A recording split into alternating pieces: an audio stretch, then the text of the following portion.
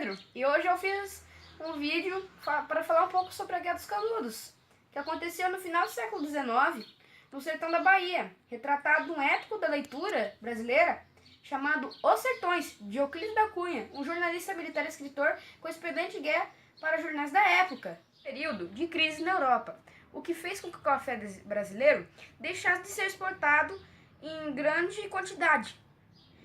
No nosso país, o cenário era o seguinte: a República recém-inaugurada, lembrando que a proclamação da República aconteceu pelo Marechal Deodoro da Fonseca em 1889, era governada por militares e passou por um período de 4 anos sem uma Constituição Federal. Já pensou? Um país com 4 anos sem Constituição? Onde já se viu, hein? Foi o seguinte: a economia do Brasil sofria alguns efeitos da crise do encilhamento, que ocorreu no final da monarquia e o início da República. Mais precisamente, no governo de Deodoro da Fonseca, tendo Rui Barbosa como seu ministro da Fazenda. Nesta época, ele, o Rui Barbosa, abriu crédito para a industrialização do país, mas acabou gerando o aumento da inflação e dos impostos. Realmente, a abolição da escravidão gerou um grande número, mas um grande número mesmo, de pessoas desempregadas e sem terra. A seca na região piorava a miséria dos sertanejos, que desanimados passaram a seguir um homem conhecido como Antônio Conselheiro, uma espécie de líder religioso, de líder religioso nascido no Ceará, em 1830, mas se eu não me engano, 13 de março de 1830, e que se tornou peregrino na década de 1860, no sertão da Bahia.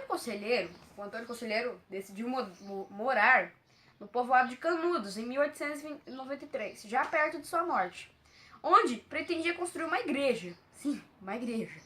Ele era um fanático religioso perseguido pelas autoridades, porque ele era contra a república, que separava o governo da igreja, e ele queria a volta da monarquia. Canudos passou a se chamar Belo Monte, foi fundado pelo Antônio Conselheiro.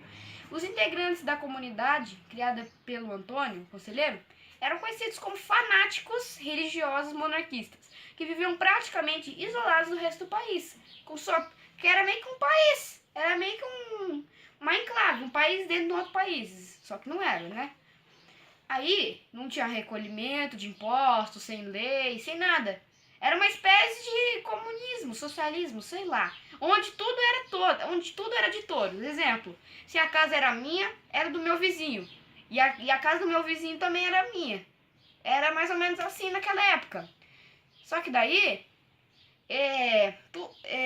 o trabalho era para eles próprios, e o governo não participava disso. Por isso, eles eram considerados pelo governo, pelos latifundiários e pela própria igreja como uma ameaça. Sim. 4 batalhas ao todo. A primeira aconteceu em outubro de 1896 e começou por causa de um boato que chegou na cidade de Juazeiro. Diziam que Belo Monte preparava um ataque contra Juazeiro, porque essa cidade de Juazeiro ficou de entregar madeira para Belo Monte e não entregou. Antônio Conselheiro precisava dessa madeira para construir a igreja de Belo Monte. Esse ataque a Juazeiro nem chegou a acontecer antes da polícia. A polícia atacou Belo Monte com uns 100 soldados, mas saiu derrotada. A polícia perdeu. A batalha aconteceu em janeiro de 1897, mas com mais de 200 soldados. Esta vez, foi o povoado que se defendeu com mais força, porque tinha as armas retiradas dos soldados da primeira batalha e venceram a luta. A disputa, que era regional, passou a preocupar o governo federal.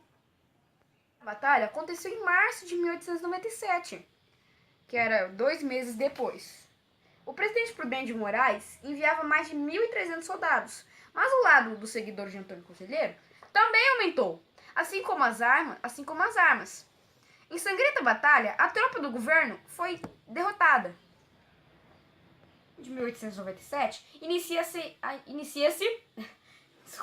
a quarta e última batalha, com mais de 4.000 soldados do exército brasileiro, que conseguem cercar a região de Belo Monte, mas os suprimentos eram fracos, né?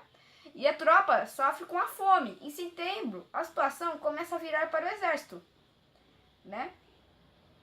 Antônio Conselheiro veio a morrer de fraqueza e diarreia por causa de má alimentação, e seus seguidores abalados se enfraqueceram. O exército prometeu aos populares que eles seriam libertos caso entregassem, mas era fake, porque mataram todos de forma cruel, homens, mulheres, crianças, animais, tudo o que você podia imaginar, ser vivo. Todos eram degolados em cerca de 5.200 casas queimadas. Desenterraram o Antônio Conselheiro, decapitaram, cortaram a cabeça, queimaram o corpo. Esse foi considerado o maior massacre em território nacional, com a morte de mais de 25.000 pessoas. E é isso, pessoal. E eu fico por aqui, espero que vocês tenham gostado. E um beijo, tchau, um forte abraço.